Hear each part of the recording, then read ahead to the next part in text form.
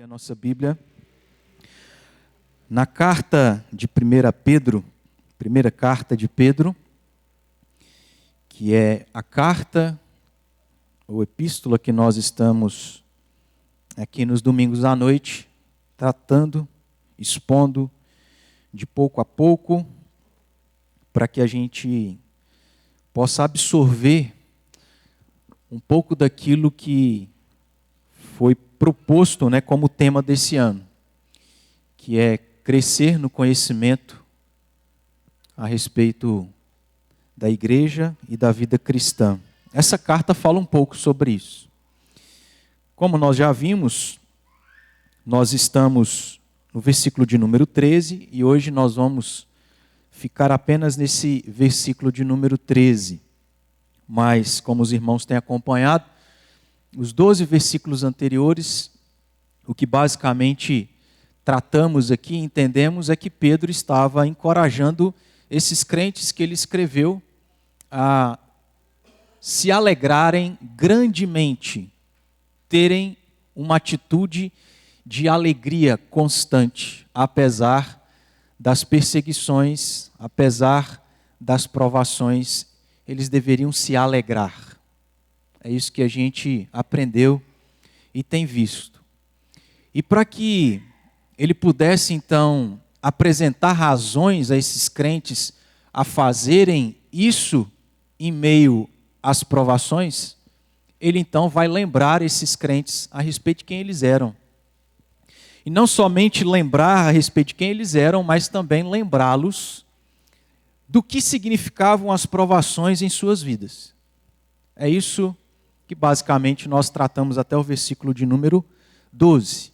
E no domingo passado eu havia adiantado aquilo que a partir de hoje, a partir do versículo 13, nós daríamos início. Que é Pedro então apresentar razões e motivos para esses crentes se alegrarem em meio às provações, mas não só para eles se lembrarem do que eles eram, do que significavam as provações na vida deles, mas para que eles dessem um passo além, a mais. Não só ter consciência, ter compreensão, entendimento disto, mas para que, tendo essa compreensão, eles pudessem aplicar isso à vida deles, no dia a dia. Ou seja, com base no que eles se lembraram, do que eram e do que as provações significavam, o que eles deveriam fazer no dia a dia, na vida prática, no cotidiano deles. A partir do versículo 13, que nós vamos encontrar que são aplicações. São ordens ou exortações ditas por Pedro daquilo que eles deveriam fazer ao saberem de quem eles eram e do que as provações significavam na vida deles. Certo? Então é sobre isso que a partir do versículo 13 a gente vai observar aí com calma. Volte os seus olhos para o versículo 13. Nós vamos fazer a leitura apenas desse versículo, que diz, vamos juntos? Por isso, cingindo o vosso entendimento, sede sóbrios e esperai inteiramente na graça que vos está sendo trazida na revelação de Jesus Cristo. Eu vou ler mais uma vez para você prestar atenção. Por isso, cingindo o vosso entendimento, sede sóbrios e esperai inteiramente na graça que vos está sendo trazida na revelação de Jesus Cristo. Em alguma ocasião, não me recordo se domingo passado, e isso diz muita coisa, que a memória da gente não é lá grandes coisas. Mas em alguma ocasião eu disse para os irmãos que, devido ao contexto em que esses crentes, seja do Antigo Testamento, seja do Novo Testamento, viveram, muitas coisas para eles não precisavam assim de tanta explicação. Eles já tinham uma ideia, uma noção. E você vai observar que existem alguns termos aqui nesse versículo 13 que a gente fica pensando assim, o que significa isso? Ele começa dizendo sobre cingir o vosso entendimento. O que significa esse negócio?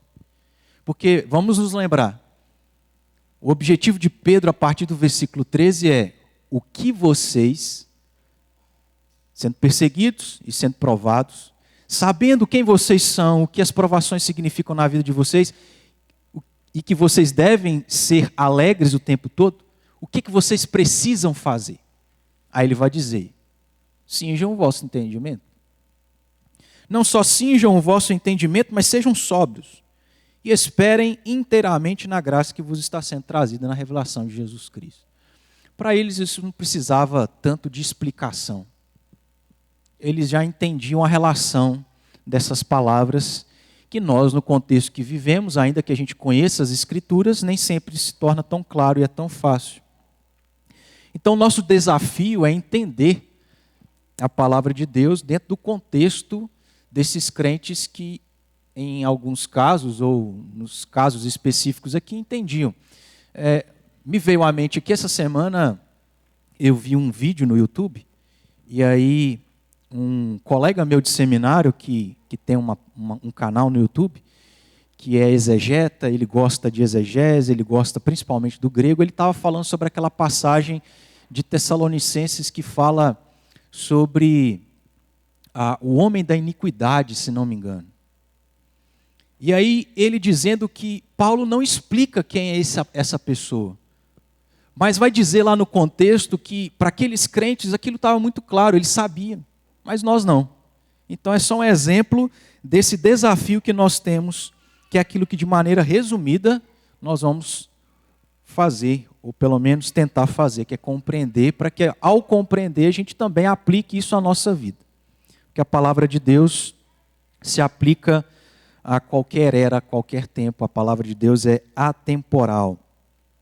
Bom, entendendo que Pedro está aqui aplicando algumas coisas a esses crentes, das quais eles deveriam colocar em prática, a primeira coisa que Pedro diz é: cinjam o vosso entendimento. Em outras palavras, e aqui está o primeiro ponto daquilo que nós vamos observar nesse versículo de número 13. Então, se você está aí anotando, talvez você criança também, que está tendo a ajuda do seu pai, da sua mãe para anotar, o primeiro ponto daquilo que a gente pode aprender dessa passagem, daquilo que Pedro queria que esses crentes fizessem, é que eles cingissem o entendimento deles. Que, em outras palavras, nada mais era do que ter a mente boa. Então a gente traduz essa expressão utilizada por Pedro nessas palavras. O que o crente deveria fazer, em outras palavras? Ter uma mente boa. Por que a gente pode resumir e já entender essa expressão dessa forma? Ter a mente boa. Porque essa palavra estranha aí, cingindo, vai aparecer lá em Êxodo capítulo 12, versículo 11, num contexto que faz todo sentido o uso dessa palavra.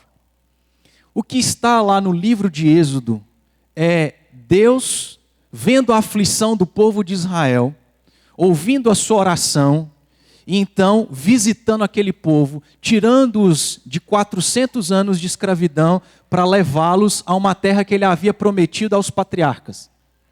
Deus então levanta Moisés, usa Moisés, e Moisés prepara o povo para sair do Egito. E se você tiver curiosidade, em Êxodo 12, versículo 11, diz o seguinte: dessa maneira o comereis, porque o contexto ele é sobre a praga, o contexto ele é sobre a Páscoa, a última praga. E aí, sobre a Páscoa, esse versículo está dizendo: dessa maneira vocês vão comer a Páscoa. E lá está assim: lombos cingidos, ou seja, cintura, quadril cingido, sandália nos pés e cajado na mão, comê-lo-eis à pressa. É a Páscoa do Senhor.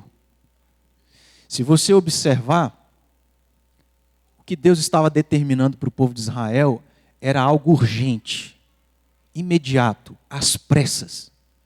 Por isso eles deveriam cingir o quadril, com sandália nos pés, cajado na mão, comer sem mastigar e sair do Egito. Para nós, irmãos, talvez seja estranho a gente pensar, ainda que a gente tenha essa passagem, entender o que é cingir o quadril. Mas a gente precisa, e hoje a gente tem uma ajuda nesse sentido, que é aquela série do The Chosen. Qual que é a vestimenta daquelas pessoas naqueles dias? Qual era? Era calça? Não. Era um vestido longo. O que significava cingir o quadril? Significava que eles deveriam pegar a ponta ou a borda do vestido longo, dobrá-lo na cintura e prender, cingir no cinto. Para quê? Porque eles precisavam talvez correr, sair às pressas do Egito. Então eles não poderiam ter algo que os impedisse de correr, que os atrapalhasse a correr, a caminhar apressadamente, a sair urgentemente daquele lugar que eles ficaram por séculos escravizados. Para os nossos dias, como que a gente deveria compreender se cingir os lombos? É a mesma coisa quando a gente faz, quando, por exemplo, ainda que a gente não use vestidos longos, todos nós, mas quando a gente precisa correr e está de calça, você, dependendo da calça, você precisa dobrá-la para ficar mais fácil de correr. Ou quando você vai praticar algum esporte e você está de paletó, o que você faz?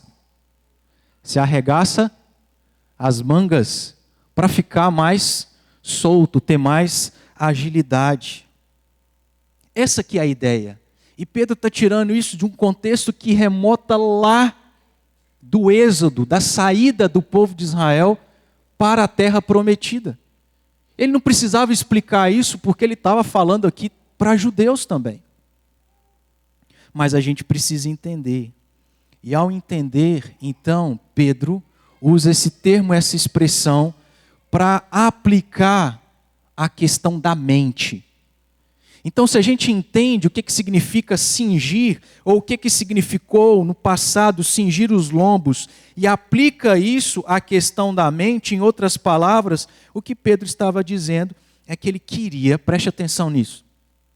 O que significa essa atitude que Pedro estava dizendo para esses crentes fazerem? Cingem os seus lombos, cingem as suas mentes. Em outras palavras, o que Pedro estava dizendo é que ele queria que os crentes não deixassem que nada atrapalhasse, que nada impedisse, que nada parasse a mente deles.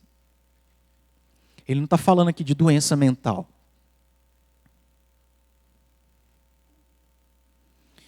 O que Pedro não queria que acontecesse com esses crentes, o que Pedro não queria que eles fizessem, é que as provações os levassem a perder o foco e a parar. Nesse sentido, isso tem tudo a ver com o tema do ano passado, se lembram? Prosseguimos, conheçamos e prosseguimos prossigamos em conhecer ao Senhor. Em outras palavras, o que Pedro não queria que esses crentes fizessem era, olha, não percam o foco, não parem por causa das provações, não se preocupem com outras coisas. Por causa dos problemas, não perca o foco daquilo que é o mais importante e comece a se preocupar com coisas que não são importantes. O que Pedro não queria que eles fizessem é que eles não dessem atenção a outras coisas que não eram mais importantes. O que Pedro não queria que acontecesse é que eles se enchessem de ansiedade, preocupação, pânico, medo. Porque, se lembrem, esses crentes estavam sendo perseguidos. Perderam tudo, abandonaram tudo para preservar a sua vida, fugiram. E a primeira coisa que Pedro vai dizer é: tenham uma mente boa, cinjam a mente de vocês. Não permita que a mente de vocês, não permita que vocês percam o foco. Não se atentem para os problemas. Não permitam que as suas mentes sejam impedidas por coisa qualquer que não deveria ocupar a sua mente. E aí, irmãos, o que Pedro aqui diz não é muito diferente daquilo que Jesus já havia dito lá no Sermão do Monte, capítulo 6, a partir do versículo 25 até o 33, quando ele diz assim: não andeis por coisa. Não se preocupem com o que vocês têm que comer, com o que vocês têm que tomar, beber, com o que vocês têm que vestir. Não se preocupem, porque Deus cuida. Busquem em primeiro lugar o reino de Deus, e todas as outras coisas vão ser acrescentadas. Não era para esses crentes pararem na caminhada da fé. Eles deveriam estar com a sua mente desocupada, desimpedida, para continuarem focados naquilo que a gente vai ver que é a terceira aplicação, e eu já vou adiantar. Focados não aqui, não na estrada apertada, não nas dificuldades, não nos problemas, mas lá no fim da estrada, na eternidade.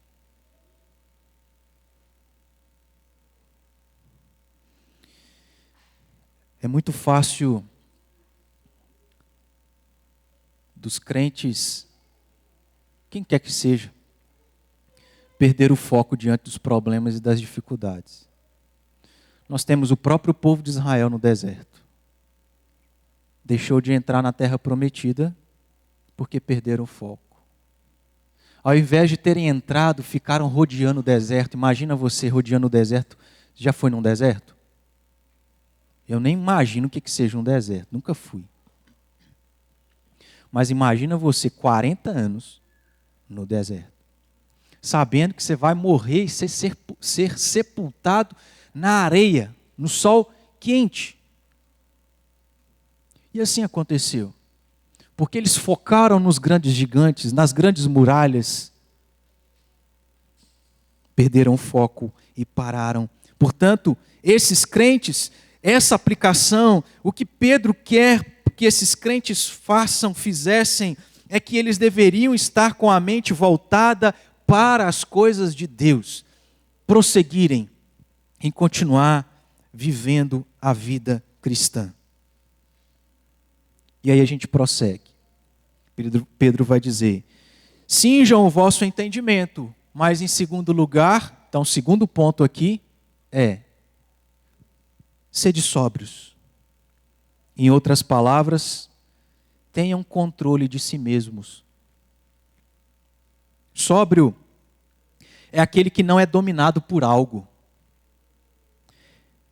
Ser sóbrio significa que o indivíduo, a pessoa, não se deixa descontrolar por não ter mais domínio sobre si mesmo. Um exemplo: ser sóbrio é o oposto do que ocorre com alguém que se embriaga de álcool. Porque quando ele se embriaga de álcool, ele fala bobagem, ele fala demais, ele se ira, ele bate, ele xinga. Ser sóbrio é o oposto de qualquer coisinha afetar o indivíduo ao ponto dele explodir e fazer o que em consciência, sã consciência, ele não faria. Ser sóbrio é o oposto daquilo que acontece com alguém que é controlado e dominado pelo álcool, por exemplo, e nem percebe as coisas que faz, porque ele não estava em si mesmo. Ele está descontrolado. Ele não tem compreensão da realidade, do papelão que ele está fazendo. O que Pedro está dizendo para esses crentes é: olha, vocês têm que ser sóbrios. Não se deixem dominar, seja pelo que for.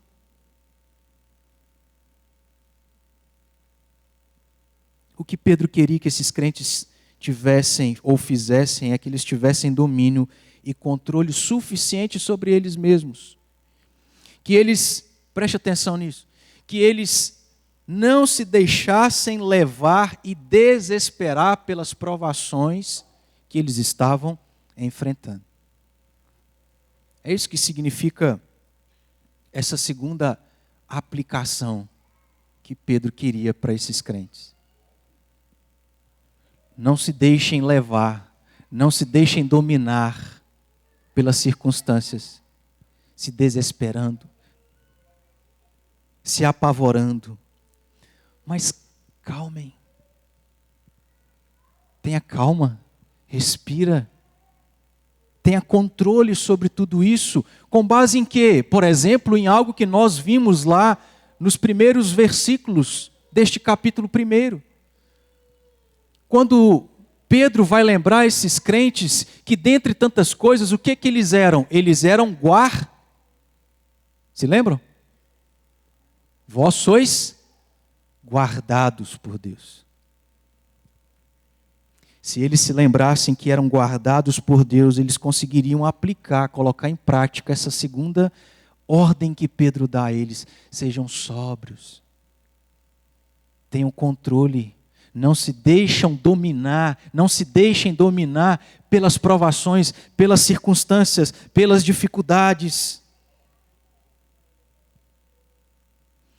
Mas em terceiro e último lugar, irmãos, Pedro também disse: cingindo o vosso entendimento, sede sóbrios, e por fim, esperai inteiramente na graça que vos está sendo trazida na revelação de Jesus Cristo.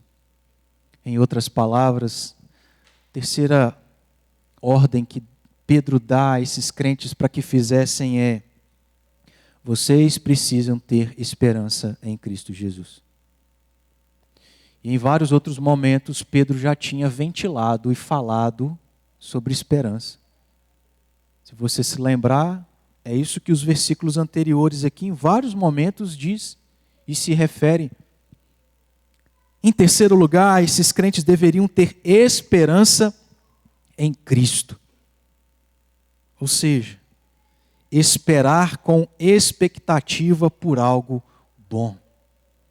Eles não poderiam se deixar levar pelas circunstâncias. Eles não poderiam permitir que os problemas os fizessem perder o foco, mas pelo contrário, eles deveriam continuar com seus olhos voltados para o final daquela estrada, daquele caminho apertado e estreito, a salvação em Cristo Jesus, a vida eterna, essa expectativa que vale a pena passar por esse caminho, por essas dificuldades, porque lá no final há uma recompensa. Recompensa essa que a Bíblia não poderia descrever usando a nossa linguagem humana. Aonde em uma outra passagem a palavra de Deus vai dizer que olhos não viram, ouvidos não ouviram, nem penetrou. Ou seja, não dá para imaginar o quão bom será isso. Esses crentes não poderiam perder isso de mente, se esquecer. Eles não poderiam deixar de ter esperança nisso, para que eles pudessem continuar motivados a enfrentar as provações e as perseguições, esperar com ansiedade, expectativa por algo bom, a eternidade. Pedro queria que eles não perdessem as esperanças, nem deixassem que tal esperança se enfraquecesse diante das provações. Porque, na verdade, é fácil deixar de ter esperança quando as portas se fecham. É fácil se deixar levar quando tudo parece que vem ao contrário. É fácil perder o foco quando as coisas apertam. E provavelmente era isso que esses crentes estavam fazendo, parando, perdendo o foco, se deixando levar, se esquecendo e deixando de ter esperança de que talvez aquilo que eles criam não era uma verdade, de que Jesus não voltaria para buscá-los, de que a vida eterna não era uma verdade. E Pedro vai dizer: olha, não é isso que vocês têm que fazer, pelo contrário, cinjam o vosso entendimento. Sejam sóbrios, esperem, tenham esperança na vida eterna, na volta de Jesus Cristo. Não deixem que a esperança se enfraqueça diante das provações. Pedro deseja que eles continuassem a esperar pela volta de Cristo, porque era na volta dele que eles seriam recompensados. Um exemplo para a gente entender isso, do que eles deveriam fazer, de ter essa expectativa por algo bom, é a mesma expectativa que nós temos quando a gente escolhe sair de férias numa determinada data do ano. Você conseguiu agendar suas férias para dezembro. Você está em janeiro. Você já não aguenta de ansiedade. Vontade dessa coisa boa chegar logo. Eu lembro da época que eu estava no seminário. Irmãos, eu tinha que esquecer a data. Porque senão eu não conseguia nem estudar. De vontade que chegasse logo para eu poder ir para casa. Esses crentes precisavam ter essa atitude. Esperança. Eu espero por algo bom. Que mesmo que pareça demorar, mas vai acontecer. Então, para a gente concluir, Pedro aqui já havia os encorajado. Vocês são isso, e as provações significam isso. Se alegrem grandemente, mesmo sendo provados. Mas Pedro não para por aí. Irmão, isso aqui sempre me chama a atenção. Não sei se você consegue ver uma certa regra em Deus, mas Ele tem uma regra em agir nesse sentido. Ele conforta, consola, encoraja, para depois, agora você vai lá e faz. Às vezes a gente não é assim, né? Já chega falando tudo errado que a pessoa está fazendo, se é isso, se é aquilo outro. Mas não, alisa primeiro, fala dos pontos positivos, fala das coisas boas, depois, aí você entra aonde precisa ser falado. Pedro faz isso. Pedro sabe do que aqueles crentes estavam vivendo, sabe das dificuldades, sabe da dor, porque ele foi um crente. Ele foi martirizado, foi morto por causa de Cristo Jesus. Ele era um ser humano como aqueles crentes que também precisava ser encorajado. E o que ele faz é isso, olha, eu estou os encorajando a serem felizes grandemente mesmo sendo provados, mas vocês precisam corrigir certas coisas e fazer determinadas coisas. Cinjam o vosso entendimento, sejam sóbrios e esperem inteiramente na graça que vos está sendo revelada em Cristo Jesus. Esses cristãos precisavam terem a mente boa, controle sobre si mesmos e esperança na vida eterna. Entendendo tudo isso, irmãos, as mesmas coisas precisam ser aplicadas à nossa vida. Ou seja, eu e você, diante das provações que nós estamos vivendo, que são provações diversas, diferentes uns dos outros, não importa, todos estamos sendo provados em algum sentido, de alguma forma, em alguma circunstância e ocasião. O que eu e você precisamos fazer? Nós já fomos encorajados. Mas agora a gente precisa fazer algo. Nós precisamos ter a mente boa e controle sobre nós mesmos. O que tem nos impedido? Talvez são exatamente as provações. Pastor, está difícil demais. Já há tanto tempo eu enfrento esse problema. Ser crente é difícil demais, pastor. Talvez o problema que você está enfrentando, a provação que você está enfrentando, é justamente aquilo que está te impedindo. Porque a sua mente não está boa. Você perdeu o foco. Porque você está desesperado. Isso acontece com a gente.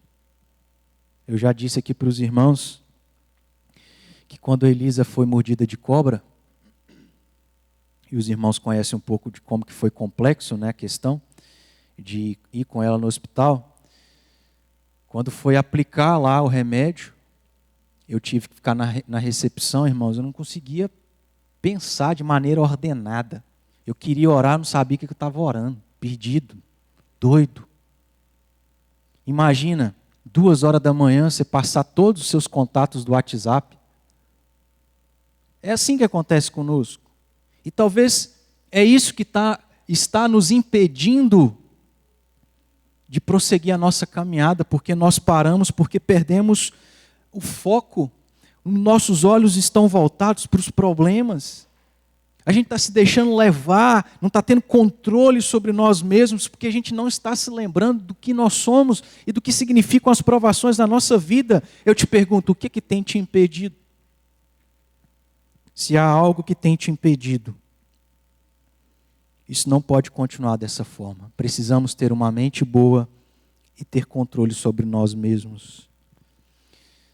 Um tempo atrás, nós trabalhamos aqui Gálatas, capítulo 5, e lá no versículo 7, Paulo disse para aqueles crentes: vós corrieis bem, quem vos impediu de continuar a obedecer à verdade? Talvez está sendo assim conosco. A gente corria bem, mas aí veio um problema que você não esperava, e aí você parou de correr. Nós, meus irmãos, precisamos nos lembrar, por exemplo, daquilo que o autor aos Hebreus, no capítulo 12, versículo 1, que é um texto, uma passagem que eu gosto muito e sempre estou citando. Nós precisamos lembrar daquilo que ele também orientou outros crentes, quando disse: portanto também nós, visto que temos a rodear-nos tão grande nuvem de testemunhas. Veja, ele usa uma outra expressão parecida com cingir, desembaraçando-nos, ou seja, tira aquilo que está atrapalhando, e às vezes o que está nos atrapalhando é dar foco, ter foco no problema. Desembaraçando-nos de todo o peso e do pecado que tenazmente nos assedia. Corramos sem empecilhos, com perseverança, a carreira que nos está proposta, que é lá na eternidade. Diante das situações difíceis que nós estamos vivendo, irmãos, nós não podemos deixar que elas tirem o nosso foco e nos mantenha desesperados. Nós precisamos buscar a Deus. A gente precisa voltar de novo. Veja, irmãos, como que tantos de nós, por causa dos problemas, paramos de ler a Bíblia. Paramos de orar. Paramos de vir à igreja. Paramos de dizimar, ofertar. A gente precisa retomar. Cabeça boa. Controle próprio.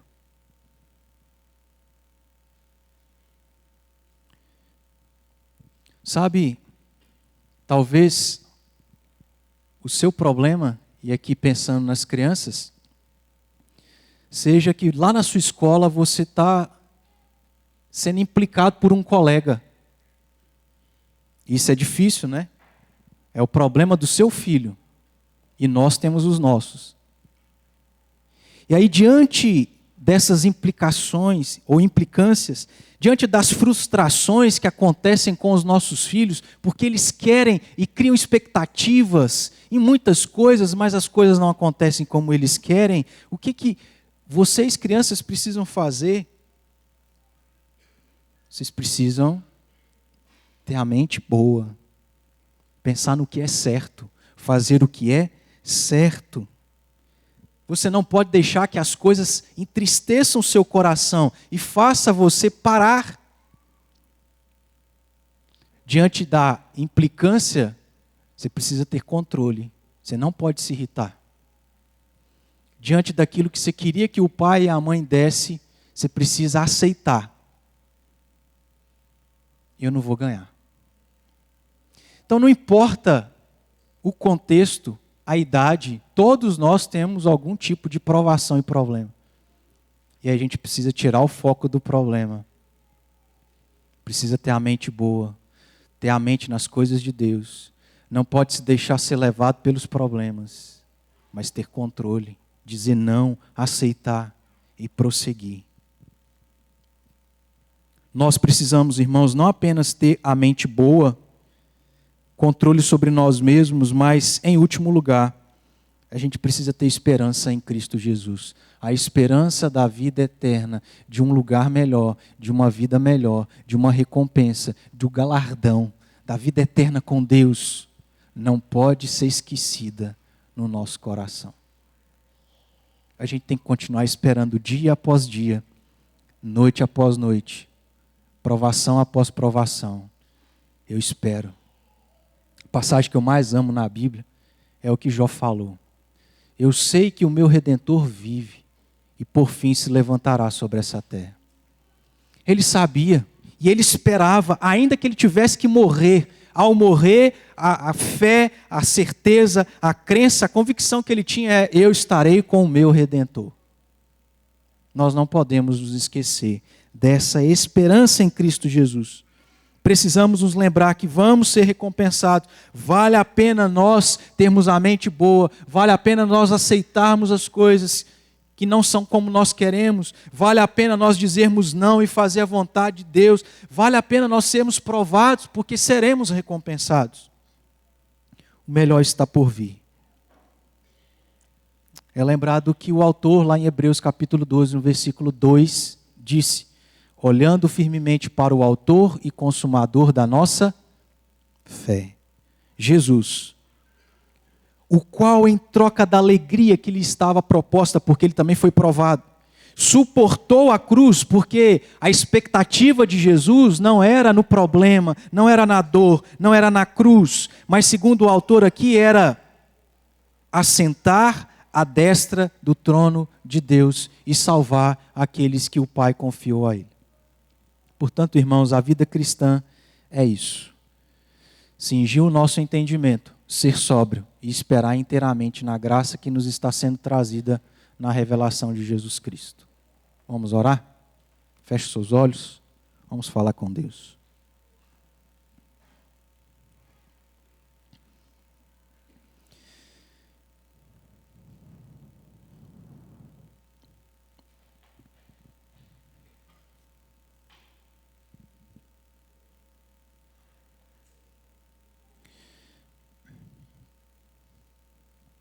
Deus amado, graças te damos